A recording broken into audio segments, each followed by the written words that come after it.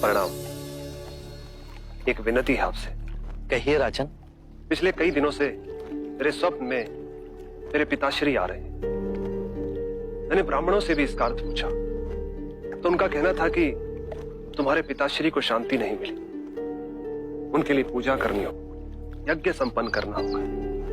आप तो परम ज्ञान का स्वरूप है, तो विनती है आपसे कि पूजा विधि आप ही के हाथों से हो, जो मेरे पिताश्री तक पहुंचे, उन्हें मुक्ति मिले, जीवन मरण के इस चक्र से वो मोक्ष पाले।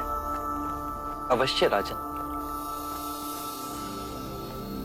आप मिट्टी के 2 घड़े मंगवाइए, एक में घी भरवाइए और एक घड़े में कंकड़ पत्थर भरवाइए, और उन दोनों घड़ों के मुंह कपड़े से बंधवा दीजिए और उन्हें लेकर नदी के तट पर आइए। मैं वहीं आपकी प्रतीक्षा करूंगा। मैं भी इसका प्रबंध करता हूं महाराज।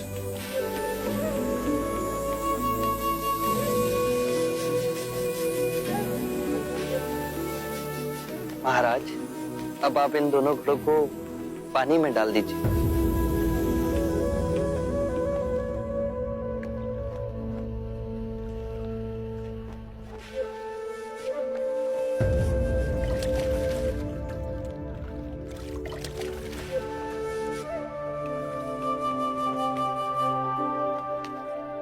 महाराज, अब इन दोनों घड़ों को आप तोड़ दीजिए।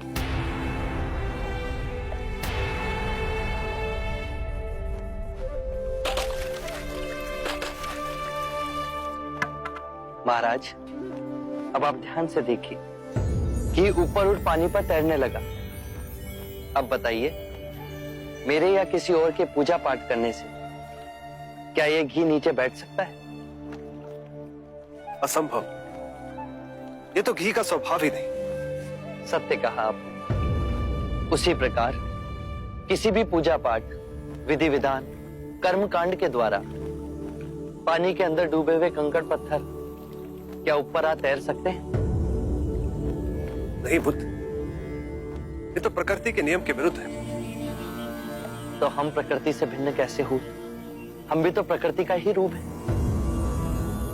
सत्य कहा बुद्ध। एक सत्य ये भी है राजन, यदि हमारे पूर्वजों ने अपने जीवन काल में कंकड़ पत्थर बोए, दुष्कर्म किए, तो वो स्वाभाविक ही कंकड़ पत्थर की तरह नीचे बैठ जाएंगे। और यदि उन्होंने अपने जीवन काल में सत्कर्म किए तो स्वाभाविक ही घी की तरह ऊपर आ तैरने लगेंगे। जो बोएंगे वही काटेंगे। परंतु इस शरीर रूपी जीवन काल में ही नहीं, अपितु इस शरीर रूपी जीवन काल के पश्चात वाली यात्रा में भी हम जैसे कर्म करेंगे वैसा ही फल मिलेगा। अब बताइए, इस प्रकृति के नियम को कोई पूजा पाठ, कर्म कांड, विधि विधान, यज्ञ हवन मिटा सकता है? राजन, मैं भी इसको नहीं बदल सकता। केवल अच्छे कर्म ही मनुष्य की मुक्ति का द्वार खोलेंगे।